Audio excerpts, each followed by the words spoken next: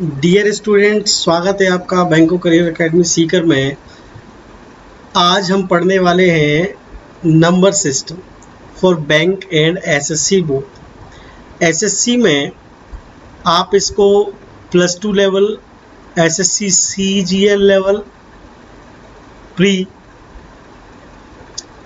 और आप SSC CPU के लिए भी स्टैंडर्ड क्वेश्चन मान सकते हैं। बैंकिंग के बेसिस पर आप देखिए कि क्वेश्चन को सॉल्व करने में जिन ट्रिक्स का, जिन लॉजिक्स का यूज हुआ है वो बहुत इम्पोर्टेंट है और एसएससी के लिहाज से भी लॉजिक ही बहुत इम्पोर्टेंट है। तो इसका जो बेस्ट पार्ट है वो है सॉल्यूशन ऑफ द क्वेश्चन। तो आप क्वेश्चन के सॉल्यूशन को ध्यान से देखें और उसी तरह आप अप्रोच करने की कोशिश करें, राइट। तो चलिए चलते हैं हम पहली स्लाइड पे। पहली स्लाइड ये है, क्वेश्चन गिवन है। क्वेश्चन आपको इंग्लिश और हिंदी दोनों लैंग्वेजेस में गिवन है। तो आपको जो लैंग्वेज जिसको आप प्रेफर करते हो आप उससे इन क्वेश्चंस को पढ़ सकते हैं, समझ सकते हैं। मैं हिंदी लैंग्वेज में भी पढ़ना चाहूँगा। 2 अंकों की संख्या में इकाई के स्थान पर अंक 10 के स्थान पर, 10 मतलब दहाई के स्थान पर जो अंक है उसका 2 गुने से 1 कम है। तो जैसे हम ऑप्शन से देखते हैं कि ये इकाई पर 3 है और दहाई पर है 2, तो इसके 2 गुने यानी कि 4 से 1 कम 3 है, यानी कि ये ऑप्शन इस पहले वाले स्टेटमेंट को सही प्रूफ कर रहे हैं। सिमिलरली 3 का दुगुना 6, 6 से 1 कम 5, तो ये भी 4 का दुगुना 8 और 8 से 1 कम 7, ये ऑलमोस्ट सभी ऑप्शंस 5 का दुगुना 10 और 10 से 1 कम 9, यानी कि सभी ऑप्शंस स्टेटमेंट पहली लाइन को सही प्रूफ कर रहे हैं। तो हम पहली लाइन से कोई आंसर नहीं निकाल पा रहे, ठीक है। अब हम कोशिश करते हैं कि हम दूसरी लाइन से आंसर निकालने की तैयारी करेंगे, ठीक है, क्योंकि पहली लाइन से कोई भी आंसर नहीं निकल पा रहा है। अच्छा, होता क्या है कि ऑप्शन से ऐसा हमेशा होता है कि हम इस क्वेश्चन को पढ़ते जाते हैं और आंसर ऑप्शन से कभी कभी पता भी नहीं लगता कि क्या होना चाहिए, और कभी कभी हम ऑप्शंस वाइज जाते हैं तो सारे ऑप्शंस लगभग सेम जैसा बिहेव करते हैं। तो ये बड़ी प्रॉब्लम हो जाती है कि हम ऑप्शन से आंसर को जल्दी से नहीं निकाल पाते मेनी अ टाइम्स, और कई बार आ भी जाता है क्योंकि यूनिक ऑप्शंस ऐसे होते हैं कि एक ही ऑप्शन हमारा आंसर हो जाता है। तो कई बार आ जाता है पर बहुत बार नहीं आता है। तो एक तो ये ऑप्शन से निकालने का तरीका है। चलिए देखते आगे चलते हैं, यहाँ से शुरू करते हैं अब बाकी सेंटेंस से। यदि इकाई के अंक और दहाई के अंक को परिवर्तित कर दिया जाए, मतलब कि 23 को 32 बना दिया जाए, इसको 53, इसको 74 और इसको 95, तो इनका जो डिफरेंस आएगा वो हमें देखना पड़ेगा। तो इसका इन दोनों का डिफरेंस आ रहा है 9, इन दोनों का डिफरेंस आ रहा है 18, इनका डिफरेंस आ रहा है इन दोनों का 27, और इनका जो डिफरेंस आ रहा है वो आ रहा है 36। तो ये जो डिफरेंस आता है नई संख्या और मूल संख्या के बीच का अंतर, वो मूल संख्या से 20 कम है। मतलब कि मूल संख्या जैसे 23 है और 23 और 9 का अंतर 20 होना चाहिए, तो वो है नहीं। 35 और 18 का अंतर, ये भी 20 नहीं है। 47 और 7, हाँ ये 20 है इनका अंतर, यानी कि फाइनली आपका आंसर ऑप्शन से हमें मिल गया है, दैट इज व्हाट 47। इधर देखो इन दोनों का भी डिफरेंस 20 नहीं है, तो सिर्फ एक ही ऑप्शन है, दैट इज व्हाट 47, ठीक है। लेकिन ऑप्शन से मैंने आपको बताया कि जैसे बड़ी परेशानी होती है, ऑप्शन से हर बार आप आंसर नहीं निकाल पाते हैं, तो एक लॉजिकल वे पे चलते हैं। लॉजिकल वे क्या है जैसे मान लीजिए कि ओरिजिनल नंबर ए है, जब आप इसको पलटोगे, इंटरचेंज करोगे, तो मान लीजिए बी आ जाएगा, तो इसको पलटने पर 32 आ रहा है, मतलब कि ओरिजिनल नंबर छोटा है और पलटने पर नंबर बड़ा आ रहा है, तो ये स्मॉल है और ये ग्रेटर। तो जब आप ग्रेटर में से स्मॉल को माइनस करोगे तो you will get a difference, और ओरिजिनल नंबर में से डिफरेंस का डिफरेंस देखोगे तो यू विल गेट 20, 20 आएगा, 20 ये लिखा है। बस आप क्या करोगे, इस d के प्लेस पर ये d की वैल्यू पुट कर दो, तो यहाँ से आपको मिल जाएगा 2a minus B equal to 20। बस ये इंपॉर्टेंट चीज़ मिल गई कि ओरिजिनल नंबर के डबल में से यदि आप इंटरचेंज को माइनस कर देते हो तो 20 आता है। तो देखते हैं ओरिजिनल नंबर का डबल यानी कि 23 का डबल,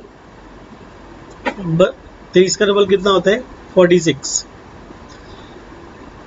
35 का डबल 70, 47 का डबल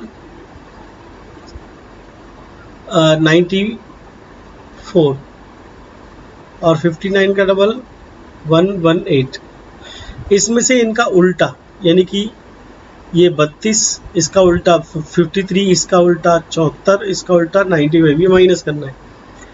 तो जब आप इसमें से इसका उल्टा माइनस करते हैं 32, तो देखो 20 का अंतर नहीं आ रहा। इसमें से दूसरा 53, तो इसका भी डिफरेंस 20 का नहीं आ रहा। इसका उल्टा 74, इसका अंतर 20 का आ रहा है। तो फाइनली फिर से हमारा आंसर क्या आ गया, सी आ गया। तो इस तरीके से आप आंसर का पता कर सकते हैं। बस ये कुछ 2-3 चीज़ें ही होती है जो सॉलिड हमें फाइनली आंसर दे सकती है। इसमें बिल्कुल भी कोई ऐसी चीज़ नहीं मिलेगी जो आपको मिसअंडरस्टैंड कर मतलब होगी, और कंफ्यूजिंग कुछ भी नहीं है। तो ये समझना बड़ा इंपॉर्टेंट है कि करना क्या है। तो they are called the basics and the logics. थोड़ा बेसिक और थोड़ा लॉजिक को मिक्स करके you can get the answer properly. यहाँ आपको बिल्कुल भी परेशानी नहीं होती, किसी भी चीज़ की परेशानी नहीं होती है, डायरेक्टली आप आंसर का पता कर सकते हैं। ठीक है, तो आइए चलते हैं सेकंड क्वेश्चन। सेकंड क्वेश्चन है, एक भिन्न का अंश इसके हर के मुकाबले 4 कम है। तो आप क्या करो कि भिन्न बना लो, ये इसका अंश है, ये इसका हर है, लेकिन अंश और हर सेम नहीं हो सकते। तो अंश 4 कम है, मतलब कि ये देखो अब एक प्रॉपर भिन्न तैयार हो गया, तो इसको हम प्रॉपर फ्रैक्शन कह देते हैं। ठीक है, आगे क्या करते हैं, आगे चलते हैं। यदि अंश में से 2 घटाया जाता है, ठीक है, अंश में से 4 तो पहले से था, 2 और घटा दो, और हर में 1 बढ़ाया जाता है, तो ये अंश का 8 गुना हो जाता है हर, मतलब ये कंडीशन आ जाती है। आगे चलते हैं, हम इस इक्वेशन को देखते हैं। तो a minus 6 upon a plus 1 equal to 1/8। अब सिंपल तरीके से ये देखो कि हम 1 जोड़ रहे हैं a में, a को क्या होना चाहिए कि 8 आ जाए, तो a को होना चाहिए 7। या ये देखो कि कितने में से 6 घटाएं तो 1 बचे, तो ऑब्वियसली 7 में से 6 घटाएं तो 1 बचेगा। यानी दोनों वैल्यू से पता चल रहा है कि a का मान कितना आ गया, 7। ये बहुत इंपॉर्टेंट चीज़ है, लॉजिकली आप a की वैल्यू निकाल सकते हैं। और उसके बाद आप यहाँ पर प्रॉपर फ्रैक्शन आपको पता करना है, तो यहाँ पर a की वैल्यू पुट कर दो, तो प्रॉपर फ्रैक्शन आ गया 3/7। ये आपका आंसर आ गया। a की वैल्यू पुट करेंगे 7, तो आंसर आ जाएगा 3/7, यानी कि आपका ऑप्शन ए आंसर। ठीक है, चलिए आगे चलते हैं। किसी भिन्न का हर उसके अंश से 3 अधिक है, तो अंश a मान लीजिए और हर को 3 अधिक मान लेते हैं। यदि अंश 7 से बढ़ाया जाता है, मतलब आगे चल के आप इसे 7 से बढ़ा दीजिए, और हर को 2 से घटाया जाता है, तो 2 से घटाने पर ये इतना बचेगा, तो फाइनली 2 प्राप्त कर सकते। तो अब आप देखिए कि a की क्या वैल्यू हो सकती है, तो क्रॉस मल्टीप्लाई कर सकते हैं आप।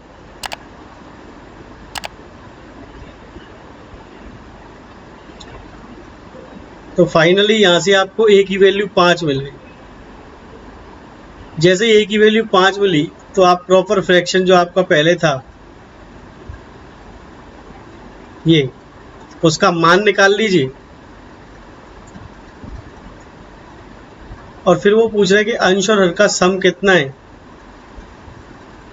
तो अंश और हर का सम कितना हो गया 13, यानी कि बी आपका आंसर। चलिए आगे चलते हैं नेक्स्ट क्वेश्चन पर। इसमें लिखा है कि 47 को हम जोड़ते हैं 71 और किसी संख्या के गुणन में, let the number be x, कोई संख्या मान ली x है, तो नंबर का भागफल 98 और वो डिविजिबल है 7 से, यानी कि number equal to divisor into quotient plus remainder. Remainder कितना, रिमाइंडर नहीं है इसमें, तो यही आ जाएगा। भाज्य बराबर भाजक गुणा भागफल होता है ना, प्लस शेषफल तो है ही नहीं, तो ये इक्वेशन बनेगी इसकी। अब इतनी बड़ी इक्वेशन को सॉल्व करने के लिए आप सिर्फ लास्ट डिजिट का पता कर लीजिए सॉरी, लास्ट डिजिट का पता कर लीजिए। इसका लास्ट डिजिट होगा 56 का 6, तो ये 7 तो है ही, 7 को कितने में जुड़ना चाहिए, 9 में जुड़ना चाहिए, तो आएगा लास्ट में 6। तो 1 का मल्टीप्लाई होना चाहिए 9 से, तब लास्ट में 9 आएगा, 9 एकम 9। दैट मीन्स x का जो प्रोबेबल नंबर है वो 9 आ सकता है। और 9 किसका मल्टीपल हो सकता है, किसका गुणज हो सकता है, 3 का। तो आपका आंसर आ गया डी, 3 का मल्टीपल है, 3 का गुणज है ये। तो इस तरीके से लॉजिकली आप आंसर का पता कर सकते हो। आपको कंप्लीट कैलकुलेशन करने की ज़रूरत बहुत ही कम पड़ती है। आइए चलते हैं नेक्स्ट क्वेश्चन पर। इसमें लिखा है कि 1 भिन्न 1/3 हो जाता है जब उसके अंश और हर में से 1 घटाया जाता है।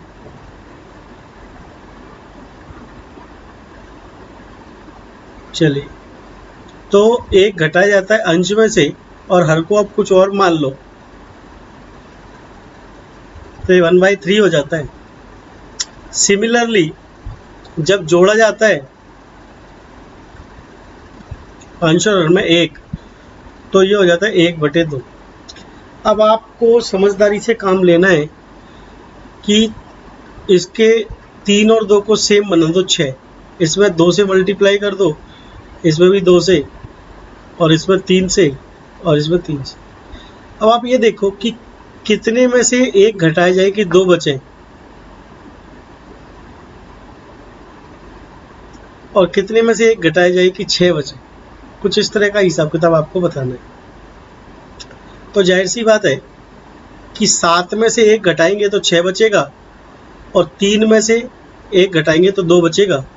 तो यहाँ पर आपको कंडीशन मिल रही है कि a/b हो सकता है 3/7।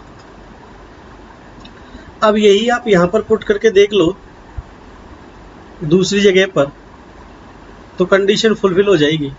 तो 3 और 1 4, और 7 और 1 8, यानी 1/2। बिल्कुल सही है, 1/2 फ्रैक्शन आना चाहिए। तो यहाँ पर a और b की वैल्यू आ गई 3/7। अब आपसे क्या पूछा है कि भिन्न के अंश और हर का योग कितना है, तो अंश और हर का जो योग है वो आएगा 10। तो आपका ऑप्शन ए आंसर आ गया। यानी कि लॉजिकली आप बड़े आराम से क्वेश्चन का आंसर का पता कर सकते हो। ये चीज़ बड़ी इंपॉर्टेंट है। चलिए आगे चलते हैं नेक्स्ट स्लाइड पर। एक संख्या जिसके एक 5वां भाग को 4 से बढ़ाया जाता है, तो माना कि वो संख्या x है, तो उसका 5वां भाग ये हो गया और उसको 4 से बढ़ाया जाता है। और तो उसका 1/4 भाग, मतलब कि उसी संख्या का 1/4 भाग 10 कम हो जाता है। दैट मीन्स ये दोनों बराबर होंगे। अब आप क्या कर सकते हो कि x को एक तरफ लाके और ये नंबर को दूसरी तरफ लाके आंसर का पता कर सकते हो। तो ये इक्वेशन बन गई और आंसर आप पता कर सकते हो। एक सेकंड मेथड है, यदि आप समझदार हो तो, कि x को 100% मान लो। यहाँ पर आप चाहे यहाँ लिख सकते हैं माना, यानी लेट x इक्वल टू 100%। तो 100% को 5 से काटोगे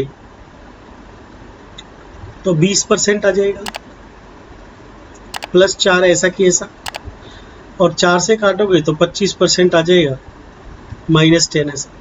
25 में से ये 20 माइनस होंगे तो 5% बचेगा, और 10 आके इधर जुड़ जाएंगे 14। अब आपको x का मान निकालना है, मतलब 100% की वैल्यू निकालनी है।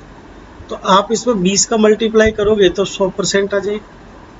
इसमें भी 20 का मल्टीप्लाई कर दो, आपका आंसर आ जाएगा कितना, 14 दूनी 28, यानी कि 280। तो 280 आपका आंसर है ना। बढ़िया चीज, यानी x की वैल्यू आप परसेंटेज में पता कर सकते हो और आंसर निकाल सकते हो। नेक्स्ट क्वेश्चन,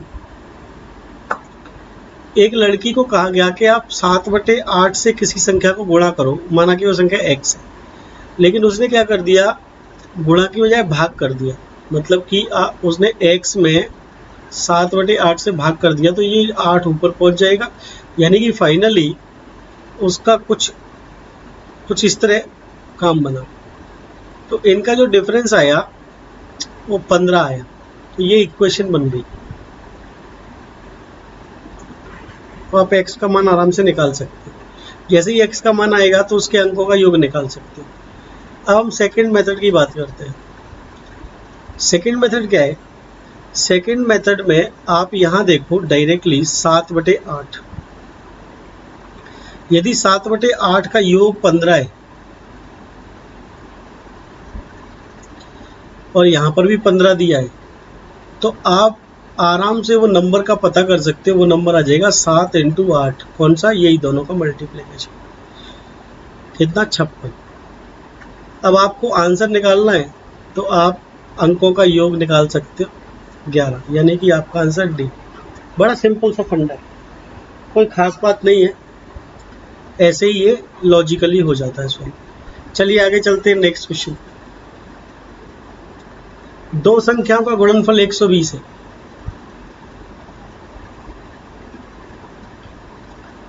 और उनके वर्गों का योग 289 है। अब यहाँ पर लॉजिक ये है कि दो संख्याओं का गुणा करेंगे तो लास्ट में 0 आ रहा है। तो 0 कब आता है? जब या तो संख्या के पीछे 0 हो और दूसरी संख्या बिना 0 के हो, या फिर एक के पीछे 5 हो और दूसरा इवन हो। तो बेस्ट पॉसिबिलिटी क्या बनती है? पहली संख्या 5 हो या 10 हो या 15 हो या 20 हो, पहली संख्या, और उसका मल्टीप्लाई किसी से करके 120 लाया जा सकता है। अब इन संख्याओं को ज़्यादा लंबा नहीं ले जाते हुए ये देखते हैं कि 20 का स्क्वायर कितना होता है। यदि एक संख्या 20 है तो 20 का स्क्वायर 400 होता है, और ये तो 400 है ही नहीं, ये तो कम है। तो 20 से बड़ी कोई संख्या पॉसिबल नहीं होगी। 15 का स्क्वायर कितना होता है? 225। हाँ, 225 इससे कम है, इसमें कुछ जुड़ सकता है।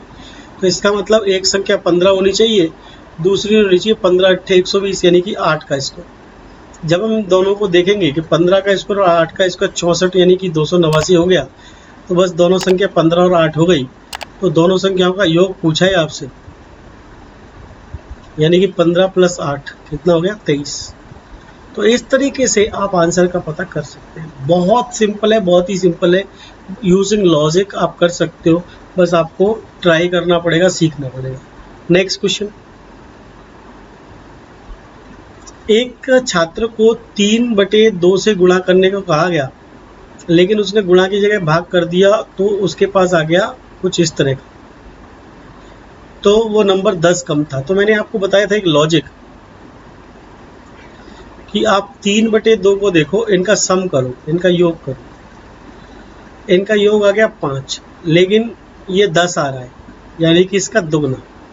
तो आपको जो नंबर चाहिए वो 3 × 2 का दुगना मिलेगा, यानी कि आपका नंबर आ जाएगा 12। तो पूरा नंबर क्या था, संख्या क्या थी, तो नंबर या संख्या थी 12। चलिए आगे चलते हैं। लगातार 3 संख्याओं का योग कितना है, 87। तो लगातार 3 संख्या हो सकती है, ए, उसके बाद +1 करके दूसरी, और उसमें भी +1 करके तीसरी। इसमें +1 हुआ ये, इसमें +1 हुआ ये, क्योंकि संख्या हमेशा ++1 करके चलती है, और क्योंकि ये लगातार है, कॉन्जिक्यूटिव है, तो इनका योग कितना हुआ, 87। अब आप ए का मान निकाल के, a 3a + 3 ऐसे करके ए का मान निकाल के ये बीच वाली संख्या का पता कर सकते हैं, तो ये आज का आंसर आ जाएगा। लेकिन सेकंड जो मेथड है लॉजिक वाली, वो ये कहती है कि 3 लगातार संख्याएं, तो बीच वाली संख्या हमेशा एवरेज के रूप में काम करती है, और एवरेज निकाला जाता है संख्याओं का कुल योग बटे संख्याएं, यानी कि बीच वाली संख्या 29 होगी। तो आपका करेक्ट आंसर आ जाएगा बी। तो ये कौन सी होगी, 29 के पहले 28, और ये कौन सी होगी, 30। इनका योग 87 होता है, तो बीच की संख्या आपको आ गई 29। चलिए आगे चलते हैं। अगला क्वेश्चन कहता है कि एक आदमी ने 5 दिनों में 100 अंगूर खाए। 1, 2, 3, 4, 5, इनका टोटल 100 है। उसने प्रत्येक दिन पहले की तुलना में 6 अंगूर अधिक खाए, यानी कि यहाँ से 6 ज़्यादा यहाँ, यहाँ से 6 ज़्यादा यहाँ, यहाँ से 6 ज़्यादा यहाँ, यहाँ से 6 ज़्यादा यहाँ। दैट मीन्स एवरेज चल रहा है। एवरेज चल रहा है तो बिल्कुल बीच की संख्या हमारा आंसर है, और वो क्या आएगी कि कुल अंगूर बटे कुल दिन, यानी कि 20 अंगूर वो यहाँ पर खाता है। अब यहाँ से 6 कम का मतलब होगा 14 अंगूर यहाँ खाता है, 6 कम का मतलब 8 यहाँ खाता है, इधर 6 ज़्यादा आएंगे तो 26 यहाँ खाता है और 32 यहाँ खाता है। इनका टोटल गारंटेड 100 हो जाएगा। तो फाइनली उसका जो आंसर है, उसने पहले दिन कितने अंगूर खाए, वो 8 हो जाएगा। अगला क्वेश्चन, एक किसान अपने 4 बेटों, एक किसान फार्मर अपने 4 बेटों के बीच n गायों के झुंड को बांटता है। तो 1 बेटे, 2 बेटे, 3 बेटे और 4 बेटे, ताकि पहले बेटे को कुल गायों का आधा मिले। मतलब कि इसको मिल जाए आधा, इसको मिल जाए 1/4, इसको मिल जाए 1/5 भाग, और इसको मिल जाए रेस्ट पार्ट, बाकी बचा भाग। रेस्ट पार्ट है 7। तो n का मान क्या है, यानी कि इनका कुल टोटल करोगे तो n आएगा, कुल गाय आ जाएंगे।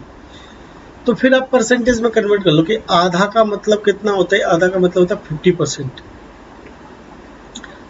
1/4 का मतलब 25%, 1/5 का मतलब 20%।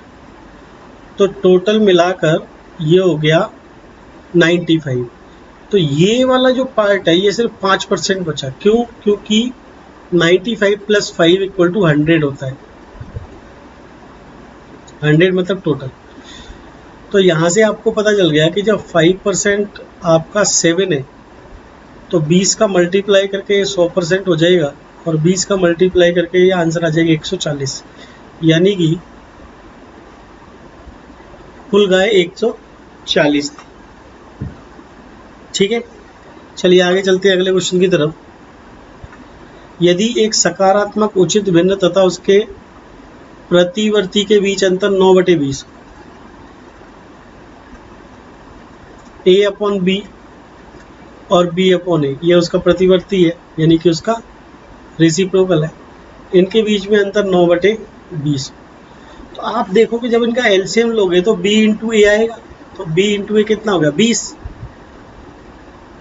a × b या b × a 20 हो गया।